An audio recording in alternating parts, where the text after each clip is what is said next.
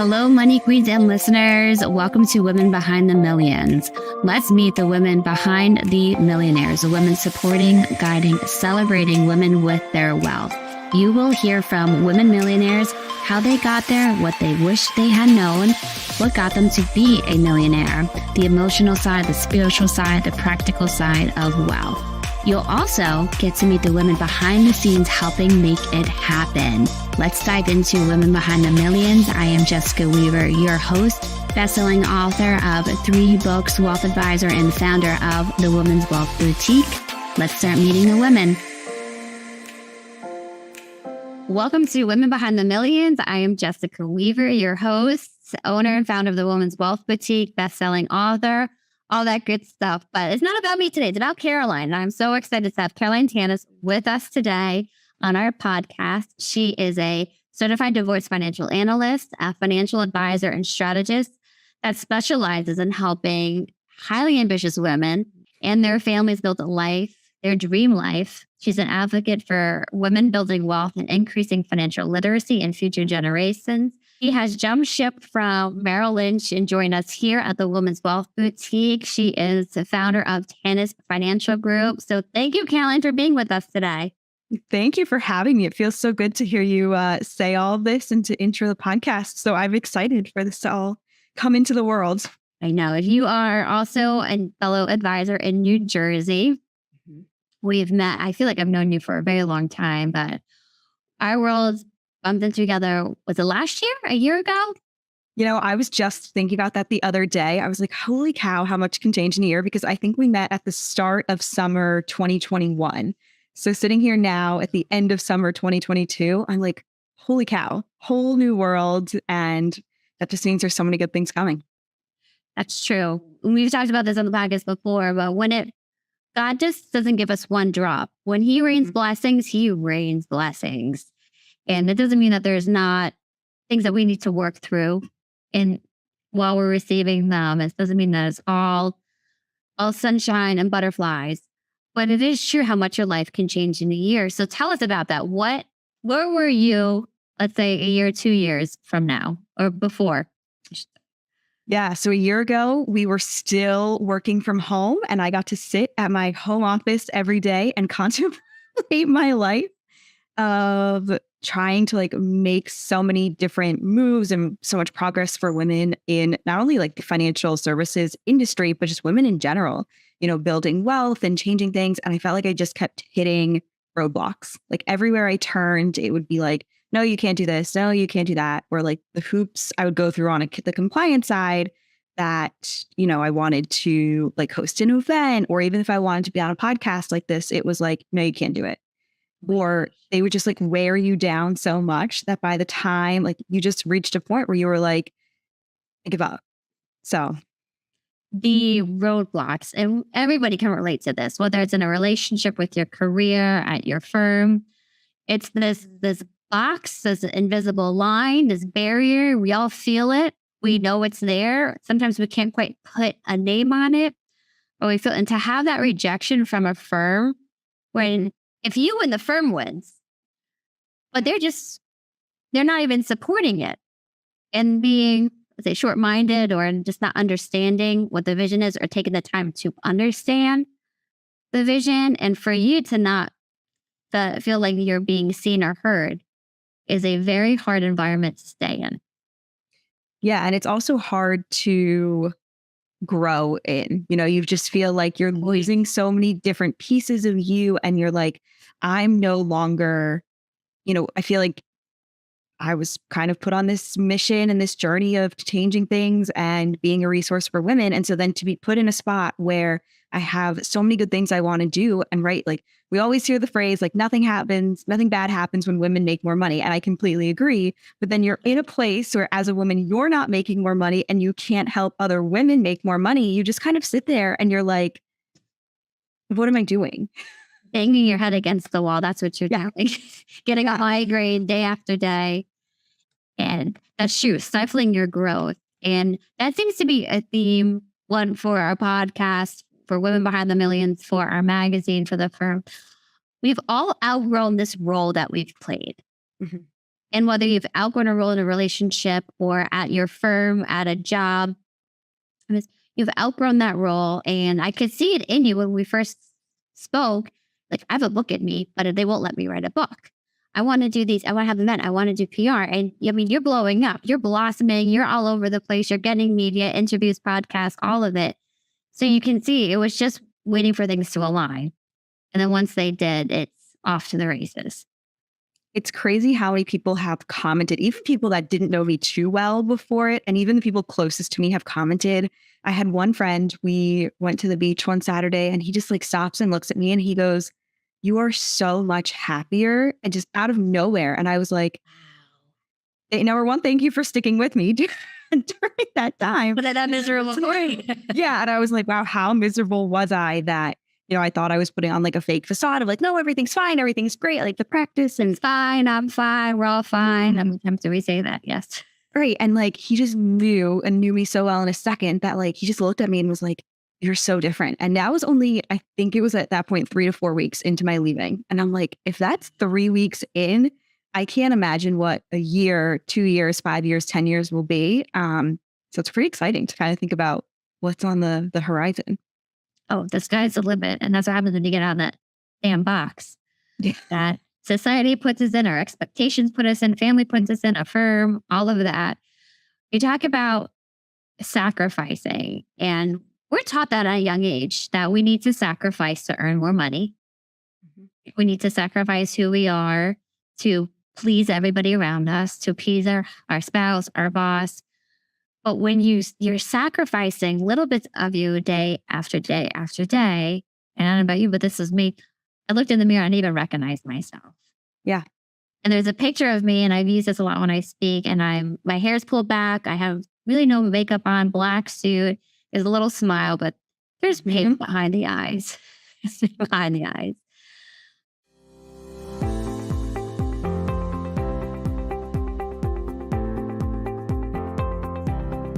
And we're here. It's happened. We have our own women-only financial firm. So grateful to be here. So grateful that we made it through this journey, and I'm so grateful for you.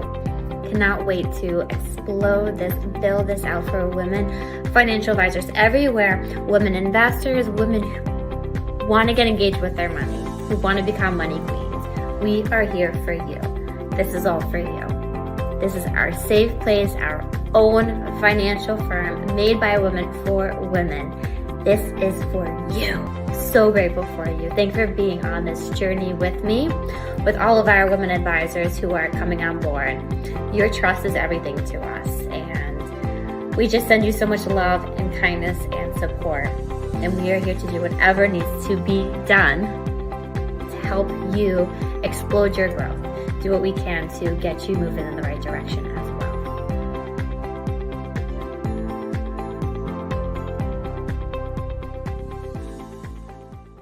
So for you, what was that like? And it's looking back on it, can you recognize how much sacrifice and pain you were in being on the other side?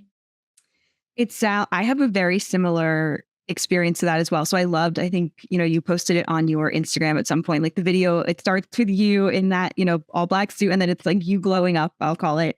I had the same exact moment. Like I love to wear dresses. Like I'm very girly, we'll call it. So I remember going into the office one day pre-pandemic, and a male advisor came up to me, and I was wearing like a very like floral dress, totally work appropriate, comes up to me and he's like, "Oh, feel a little bright today, aren't we?" And I was like, it's like 7 a.m. in Manhattan, and you're just like, I'm trying to get through the day. And it's like, why? Like there's no need to comment on it. And it was like, I was so embarrassed. I still have the dress hanging in my closet and have not worn it since. Which it sounds like... You need a photo shoot of you wearing. I know. But I understand completely, right? Those comments, the passive aggressive comments that, especially in a male dominated industry that we've grown up in, it's easy for that to happen. And I remember being in meetings with men saying that. And I remember I had a sweater on as a V-neck sweater. Everything was covered. I mean, pretty flat to begin with, so not much is showing anyway. I'm very covered. And he's like, "That is inappropriate." I'm like, "What do you mean? My collarbone? Is that offending you?" It's like, and it's like where, and not even just that, but like the fact that you would say it too is like Yes. mind blowing. Like, Yes. and the things that people would say to, or I don't know if you ever had this one. I worked with a male advisor and we would go into meetings and people would be like, oh, are you his assistant? Yes. Because 90% of the back office support is women. Yep. But we're only a third of the advisors. So only a third of the advisors are women in the front, but the background, it's all women. So that's an assumption, right? Of course. Yep. And the worst is when it would come from another woman. And at one time I had a woman come up to me. She had said to me in the beginning of the meeting and she came up at the end and she goes, I am sick to my stomach that I said that to you. Like, I can't believe I assumed that you were the assistant. Like, I'm sorry. And it was like, now we're both sitting there like, all right, this is just uncomfortable. But it's like, yeah, you did make the assumption that I was, in that seat, and I ended up giving you more of the value in that meeting than he did. So you sit there and you're like, what am I supposed to say to that? Yes. Yeah. Why are we fighting against each other? And times are changing, right? And this is why we started the boutique, to give women financial advisors the resources to fully grow and support so that you can then give your clients the resources that they need. And it's all about being in the right environment. Mm-hmm.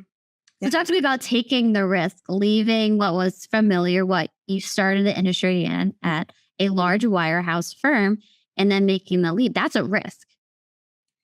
Yes. Not something that you wake up one day, it's like, I'm going to do this. Everything's going to be fine. It's going to just work out. Yeah. And it's funny too, because so many people said to me, they were like, when did you decide to do this? Like, have you been planning this? And I was like, this was, 9 months in the making. And, I think it was always meant to be. It was a lot of A, pro con list, and B, I think prayer, like sitting back and just saying like, if this is meant to be, I knew that certain things would work out and line up. Like, I had certain things in my mind where I was like, if these things aren't lining up, I know my journey at Merrill was done, right? So I sat down and I was like, these are the things that I want. These are the things I want to be doing. And it just, everything was like lies and telling me no. And my clients were getting frustrated. And I was like, starting to feel things out of, why is this happening? And you just saw so many advisors leaving Merrill at that point. You're just looking around. And I remember going back into the office after COVID, and you would just walk by so many open, empty offices because of people that had left. Wow. That's scary. It was, the times are changing. There's a huge wave of people leaving the wirehouse, going independent, kind of like us. And having that checklist. I remember one advisor telling me, and I had every excuse possible, stay at my father's firm, which his firm was great. He's a great advisor, but I outgrew the role that was there, and I was ready to create something to really have an impact, just like you, right? You outgrew that role. And she was telling me, you write down all your reasons to stay. Write down all the reasons to stay. And then one day you're going to look at that list and realize those are just excuses. They're not concrete reasons. They're excuses. And it's so easy to have that list of reasons why it's not a good time. I have my family to think about. Things are good. Why rock the boat? Right? That if it's not broken, don't fix it mentality. And it's how many people just live in what's familiar and comfortable and just repeat patterns over and over again. But you, at a young age, early in your career, took this leap, and I commend you for it, because now you can really build in the right environment. Right? And it's yours. And that's, I think, the biggest difference to me too, was that I knew, based on the conversations that we had had and understanding your vision for all of us advisors and for the boutique as a whole, it was like, this is what we want to make it. It wasn't just you coming over top and saying like, no, this is how you have to run things. Like, you didn't tell us you have to wear pink, you have to do these things. It was like, you wanted us to be who we are.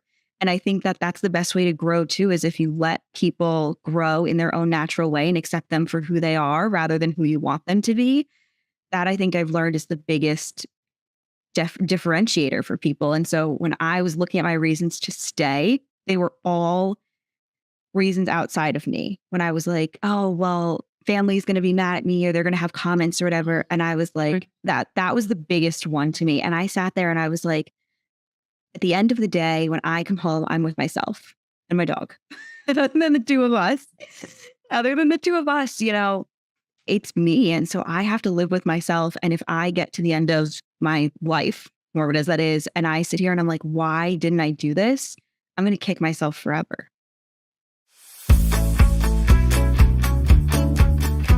I'm all fired up. So let's talk about fees, ladies. Have you ever gotten an objection from a client or prospect about your worth, your fees, what you are charging them? Let's take a step back and let's look at the world. The world is an exchange of a service, a good for money or for time. There's always a give and take. That's the way the world works. That's the way the financial industry works. There's always a cost to doing business. And if there isn't a cost of doing business, you need to reevaluate it, because you either are giving up your time, giving up your energy, giving up some other source of good for that work in return. Just the way the world works. And when you look at somebody who's saying, well, that's too much money, what am I really getting for that 1% of money management fee or that $5,000 planning package? What am I really getting? I always tell my clients, you're not investing in me by paying this fee. You're investing in yourself. This is a cost for your future. This is an investment into your future. So are you telling me that you don't value your future enough to pay this fee? And if you go even deeper than that, it's not just valuing their future, it's valuing their present, it's their worth. They don't feel worthy of investing this amount of money into themselves. And why? Why? Maybe they lack trust in themselves. Trust that they will actually do the things that you tell them to do to get to that next level of growth. I remember one woman was in my office and we were going through this exercise and she just started crying. She was bawling her eyes out and she said, I know this is what I need. I know I have to do this, but I don't trust myself enough to invest this money into your program and actually do the steps. Maybe she's let herself down before. Maybe her role models have let her down in the past. There is an issue with her trust. There's an issue with her valuing herself. There's an issue with her worth. And she knows she's going to stay exactly where she is unless she can build that trust. How do we build that trust? Maybe it's baby steps. Maybe it's let's do the smaller meeting together and see what happens. And let's build from there and build from there. But the question is never about what you're bringing to the table. It's more, they don't value themselves enough to invest in you. That's the objection you have to overcome. You don't have to overcome the amount of money that it costs. It doesn't matter, because you know in the end, you are worth that amount of money. You have the results to prove it from working with other people like this prospect. You know you're worthy of it. The objection we have to overcome is their worth. How do we change that conversation? How do we change what's going on in their mind so that they start to value themselves more? That they understand their worth, that they understand this is an investment into my future that I have to take if I want a different future than my current present situation. Because isn't that what a plan is? It's to get out of our present situation and to get to that next level. That's what you're doing for these people. Remember that, ladies. It's not an attack against you, it's an attack against themselves. Hope that helps. And that's a huge theme too, right? Living with no regrets, living it to the fullest. And you're right, like having, what are people going to think and say about me? And how many people can say that, right? It goes in our minds, right? What are people going to judge me for? But again, everybody told me I should make everybody be branded as me. Like, well, I can't force them to wear pink. I can't force them to like pink. Most of them don't even like pink. Because what I know, the metrics are better. You're better valued if everybody's branded the same way. And I'm like, if I didn't want to be stuffed in a box, how can I stuff these women into a box? Yeah. And then from there, them to stuff their clients into a box and have to work with their clients in a certain way. Where, yes, we share best practices, we share, how we best help people, and then every advisor gets to take it from there.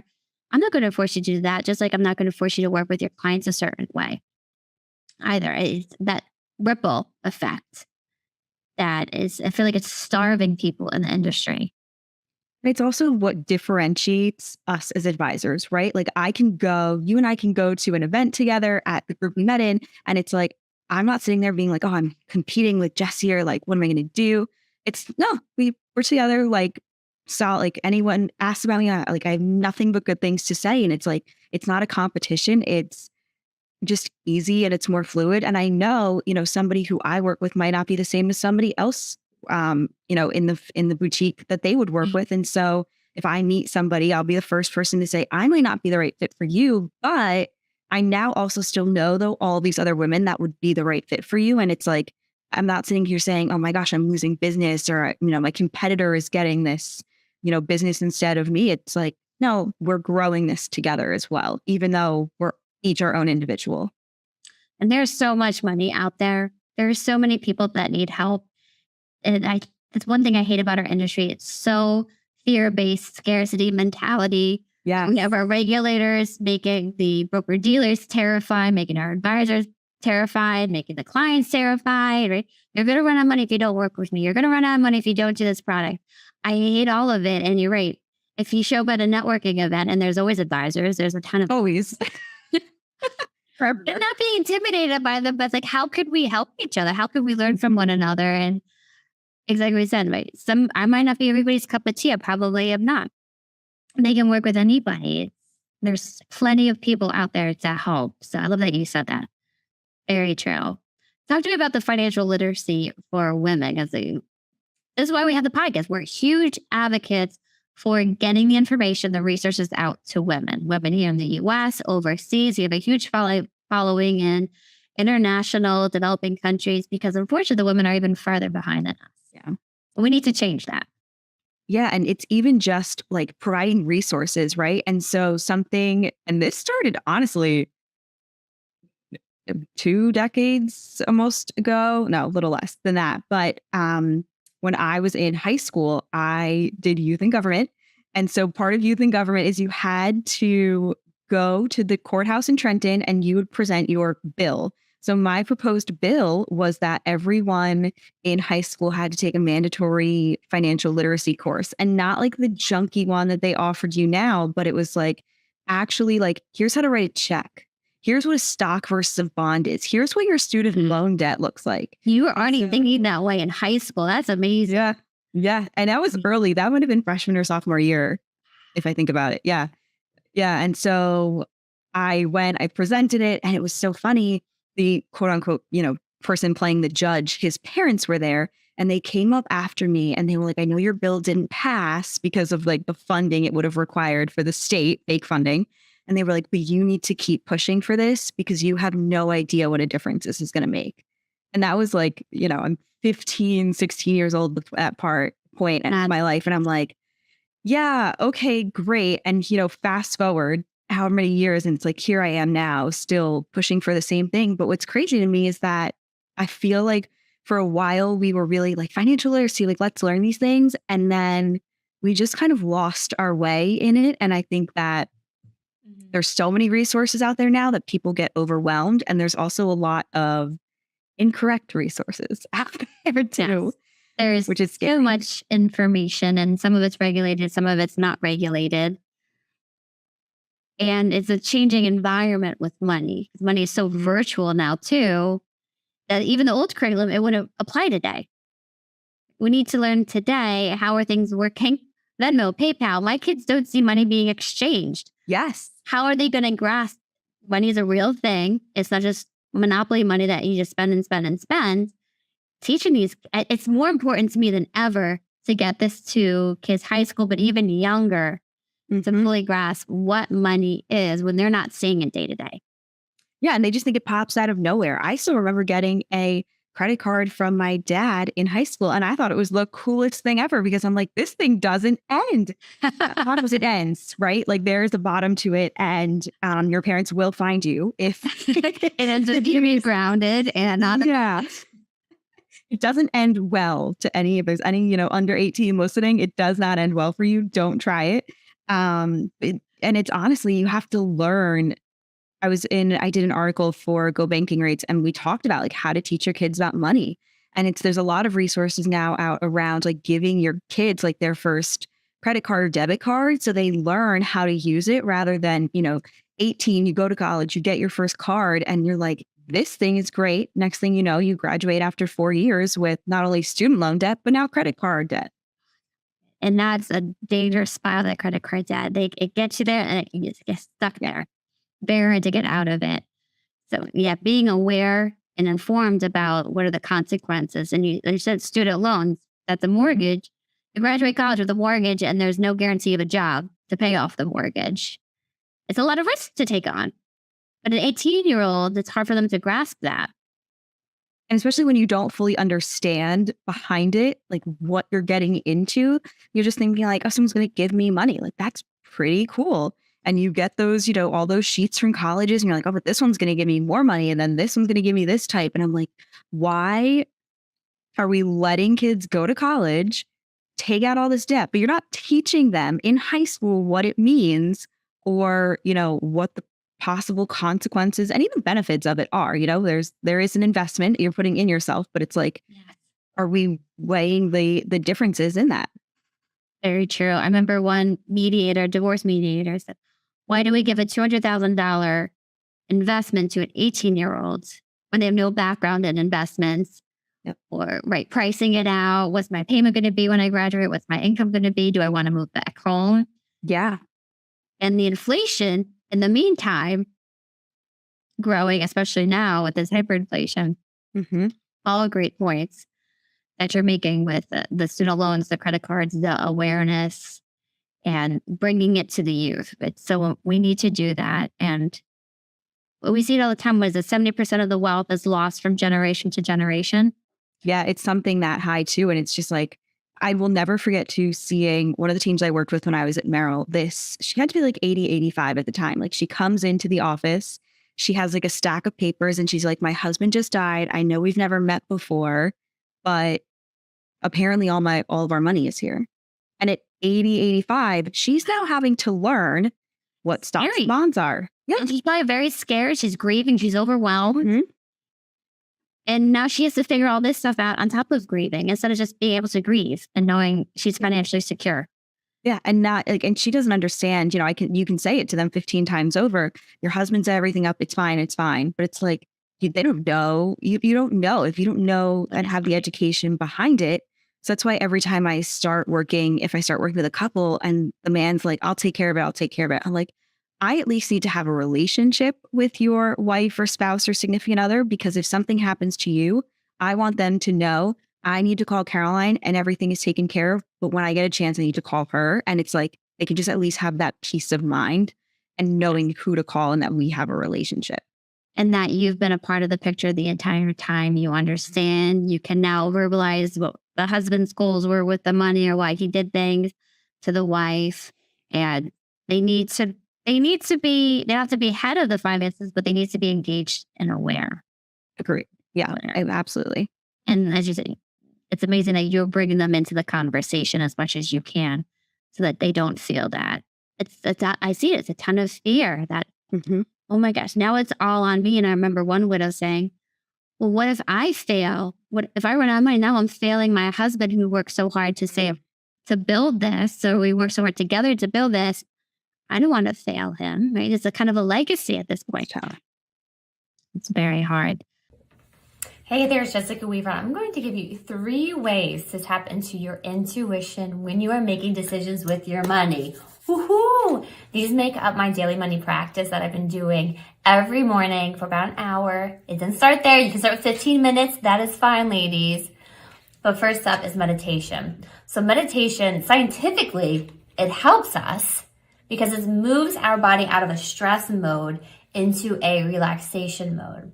And when that happens, our brain is getting the nutrients it needs. It's getting the blood flow it needs to especially the critical thinking aspect. So we can make a decision from a place of calm rather than fear, which is very important.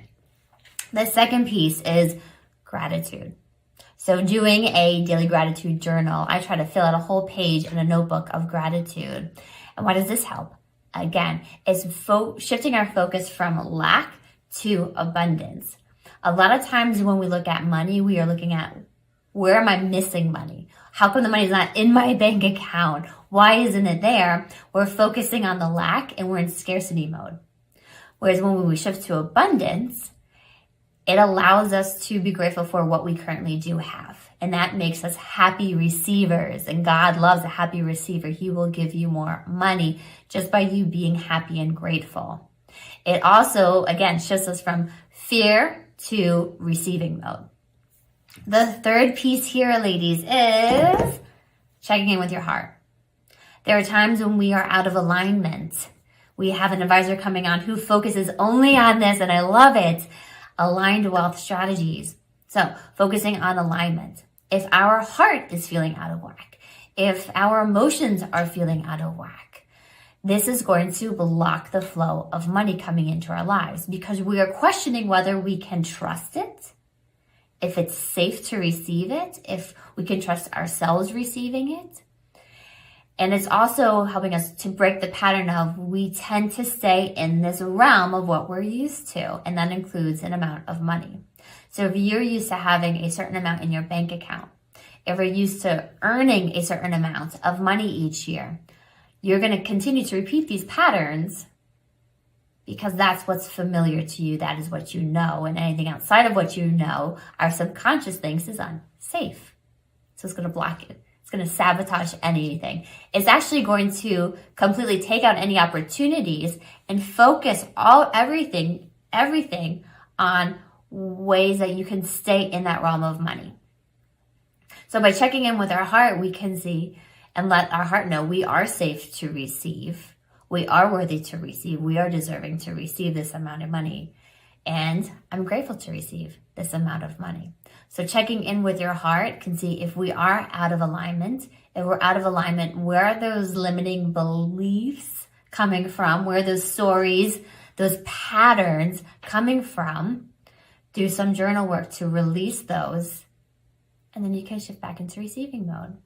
If you want more information on these ways to break the cycle with your money, check out Confessions of a Money Queen, my third best-selling book. I give you 10 of these money moves, 10 all throughout the book. So check them out there. We have a whole course lift that goes right along with it so that you can make your own daily money practice and start receiving wealth again. So what are the steps when women start to work with you? What are the steps that you're taking them through to become more aware and educated with the money? It's interesting too, because every meeting I start with anyone, honestly, I'm always like, I know you've heard this in school growing up, but there is no stupid question. And they say to me, and they start every sentence, they're like, I know this might be stupid, but, and I'm like, yes. I'm like, I give them the example. Let's say I'm sitting with somebody from marketing. I'm like, I don't know anything about marketing. So if I were to come to you, I would also ask all these detailed questions, but you do it day in and day out. This is what I do day in and day out. I'm here for you to ask me everything. And then the other thing I tell them too, and constantly remind them of is like, I'd rather you ask me 15 times than you just try and go out and do it yourself and do it wrong. And I've had people do it and they're like, or they're ashamed of something they did in the past. And they're like, hey, I got talked into doing X, Y, and Z by another advisor or another insurance agent. I don't know what to do. And it's like, they'll show it to me after so long. And I'm like, where was this the whole time? And it's like, they're embarrassed. Yeah. Like, it's okay. I feel like embarrassed. Yeah. I'm like, I want to just hand everyone like tea and be like, you're here, you're safe. Like, just ask me anything, like sit down and just share it all. So that's where we start in the process too. And I think it's so much of relationship and trust building, because I will say one of the best things about my clients is they are, even if I didn't know them before, they are all people that have become friends. Yes. Which is really different. And that's the goal, a lifelong relationship, partnership with it. And that's why we don't charge for emails and calls. Like, please let us know if you're about to do something with your money. Yeah. Because that little thing could completely change all the work that we've done, all the work that you've done to save. And sometimes it's hard to get out of those things. Mm-hmm. Absolutely. And I'm like, you're not bothering me. This is what we're here for. Yes. Please. We're not like attorneys are going to charge you for the phone call. Please ask us. And there's this saying, what is it? A small mistake with a little bit amount of money is a little bit amount of money, but a small mistake with a lot of money is a lot of money. Let's prevent those because then we're starting backwards or we're starting all over again. Just come to us. Just ask. Go to Caroline. Ask her. Ask her. I'm like, I will walk you through all of it. I love when people come to me and they're like, I have 15 questions written down. I'm like, let's just go down the list and we'll hit them all. And then they leave and they're like, we weren't kidding you. I really can't ask anything. I'm like, yes, like that. I mean it endlessly. And it's not like I leave the room and I all of a sudden am like, you won't believe what this person said. No, you're not, this is why I'm here. And this is why I love doing what I do. And it makes me feel a little smarter. Because people come into our spaces, it's a very vulnerable time for them. They're kind of airing their dirty laundry. I say money's more intimate than your sex life because you're more likely to talk about sex with your girlfriends than your credit card debt. Yep. Can you share with us, we'll put you on the other side of the table, of a vulnerable moment for you with money and how you got through it? I think it was preparing to leave Merrill. So I, built myself a huge buffer and, the inner financial planner means like, okay, how do I prepare to make this change and make this jump? And it's like, it kind of goes against everything we're taught. Yeah. Always be financially secure, stay with a steady income. And now you're taking a risk and leaving. So I could see where that would be like, okay. Yep. I remember still the day I was like, all right, Caroline, like you have to look at everything, like open up all the accounts. Like, let's just see where we are, see what things, would track. And I'm like, okay, I can do this. And so it's being honest with yourself too, and having to look at the money. And I can hear all the different things I've told clients in my head. And I'm saying it to myself and I'm like, you have to practice what you preach. You have to practice what you preach. You need to know your timeline, your income, your expenses, all of these things. You need to put it together. And so, but it's a vulnerable thing. It's easy when it's somebody else. You open up everything and you're like, okay, bing, bang, boom. This is what we're going to do. When you look at it yourself, you're like, so this is what it's like to be on the other side. Yeah. Now you're in their shoes. And sometimes it's like, can somebody just please tell me what to do? Yeah. So I don't have to make the scary decision myself. Mm-hmm. Absolutely. Thank you for sharing that. We're humans too. We've all had our emotional sides of money and our money blocks. And I think for us, growing and working through it only makes us better advisors. Yeah. And I think it makes us real. Yeah. And just seeing, I'll have people and they're like, I had somebody ask me once, they were like, do you ever just go into a store and buy something? And I was like, yes. All the time. Like, I'm a human being who it's like the concept of healthy eating, right? Like you eat healthy a majority of the time and, then you treat yourself. Like it's the same thing with money. If you can't enjoy it, I love to travel. So I was telling someone the other day, I'm like, I took a hot air balloon over Kenya. Like you think that was a cheap event, but I'm also like, I worked so hard for this. I made the jump this year. Like this is my like gift to myself of like, yes, go out and enjoy it. Amen. Otherwise, we just get resentful for the money and resentful for our future because we're just saving it all for them. We can't enjoy it now. A healthy dose of enjoying your money today. Right? Was a Mary Poppins song, right? Yeah. Spoonful of medicine. Yeah. Spoonful of sugar helps the medicine go down. But we need to be able to enjoy our money today. And you do that a wonderful job on your social media, giving women permission to enjoy your money. We're not saying spend it all at once, but enjoy it. Enjoy it. It's part of the plan. It is. And that's, I think, the biggest thing too, is I tell people also, I'm like, you need to build in like the fun, because if you're not having fun and enjoying it, yes, what is the purpose of all of this? Even if it's just like, you and I love to go to Spring Lake. So if you're going down the beach for the day, like there are ways to treat yourself that don't include, like, I think people have like these extreme ideas of them and they're like, I have to go shopping on Fifth Ave and blow all my money. I'm like, maybe enjoying yourself is getting like a really good cup of coffee and taking a walk with a friend. Like why, I don't know why as society we've made it this thing where it's like, you have to buy a Gucci bag or like do these like crazy things. And like, yeah, those moments happen, but it's balance. And it's like, we need to treat ourselves in the everyday versus, just squirreling it all away. And then you just explode and you end up on Fifth Ave doing all the shopping. I agree. I've learned that too. Even there's a soap store in our town and I walked in there one day, I'm like, this smells amazing. So I bought a few bars of soap. They're a few dollars each. I'm like, oh, this is a lot cheaper than I even thought it was going to be. And now whenever I take a shower, I feel like I'm at this high-end spa. Yep. And it's luxurious. It's so nice. And it's $6. $6. And exactly, like people just think that like they discount so much of it. Like I always work with a candle on. I get the $4 candle tins from Trader Joe's and then they burn. And I'm like, when I'm working, I'm like, I'm just working in this like luxurious atmosphere. I could never do these when I was working in a corporate office. And I'm like, it just changes everything. So my environment and my mood when I'm working, I'm like, this is great. I'm typing out, emails for 6 hours, but it's perfect. Yeah, I've had clients put on a healing, like almost a healing candle for our sessions together. Like, let me lit my candle. And 1 second. That's so funny. I love that. I was going to ask you what your indulgence is a candle.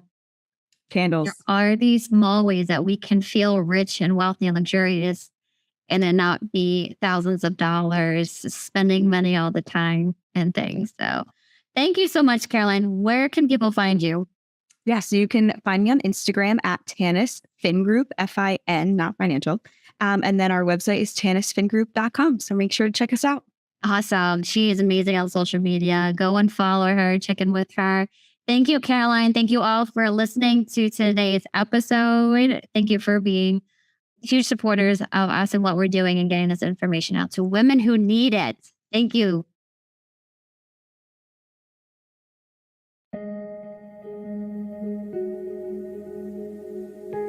Invite all of you to get comfortable, to ground down wherever you're sitting, stretch out, just sit up your neck, your shoulders.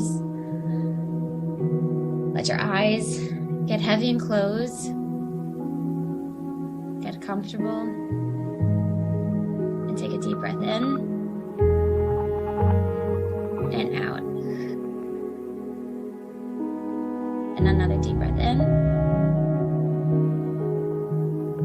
and out. And as you breathe, I want you to feel all of your to-do list items just fall to the ground. Feel all of your responsibilities for the day, for the week, to just fall from you.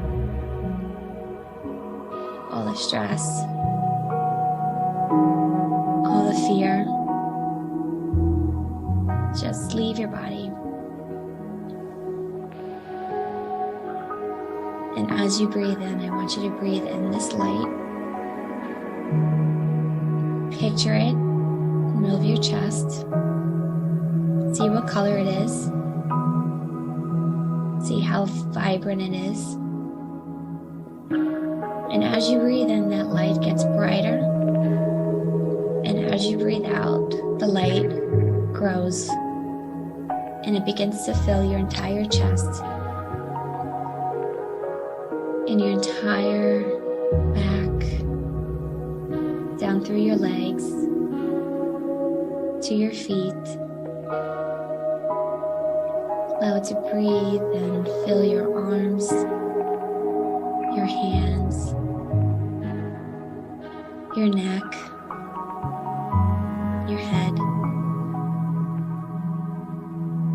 And it starts to fill the room you're in.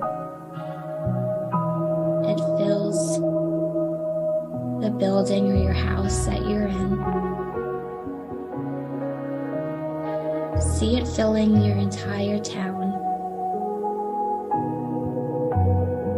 your whole state.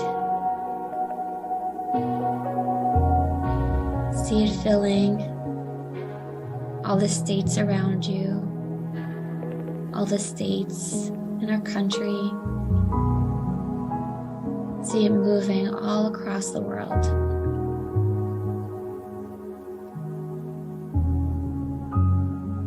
And feeling with this light so supported and loved, secure, grounded, yet also very free. Feeling free and safe to take risks, to pull in your biggest, grandest vision. And let's call in this grand vision that you see for your business, or this asset, this baby you are building and coming to life. Picture it in 5 years, 10 years, what you're doing, the team you're leading, the stage you're speaking on, who your clients are, who's coming to you for help, the $5 million clients, the $10 million clients, the thousands of women showing up for your book signing. Allow it to come in and receive it, knowing you are safe and you are supported. And if time was no object, if money was no object, what you would allow yourself to do, who you allow yourself to be. What are you wearing? What's the car you're driving? What does your office look like? Who's on your team? Who's at the front desk as you walk in the door, greeting you? In your office leading a team meeting, being interviewed on TV, being on the Today Show, on Bloomberg, sitting on the couch with Oprah.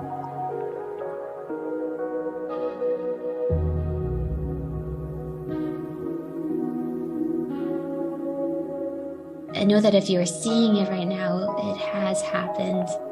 It is happening. It will happen. And let's tap into what you're feeling by seeing all this. Are you feeling joy, happiness, gratitude? Feel chills? You feeling relief? Peace? Excited?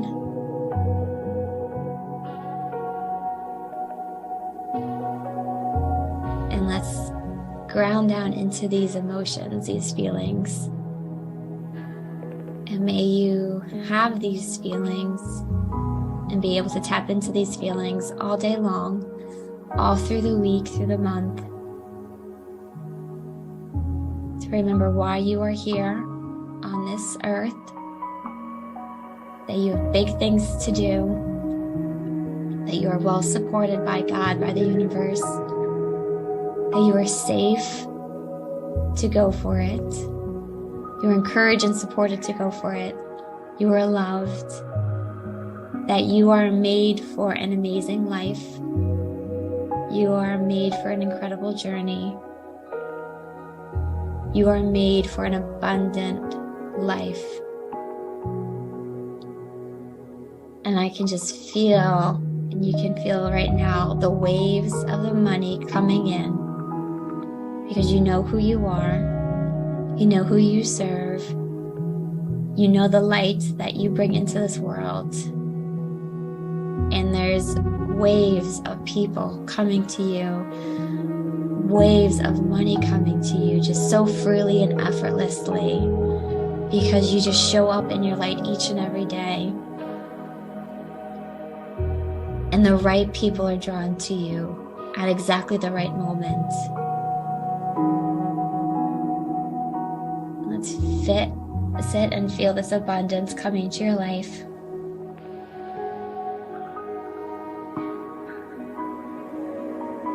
Take a few more breaths in, feeling all those wonderful feelings, all those wonderful emotions.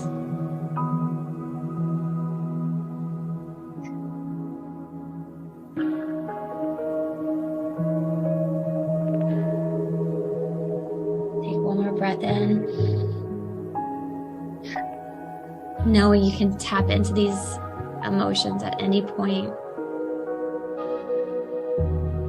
When you're ready, you can open your eyes.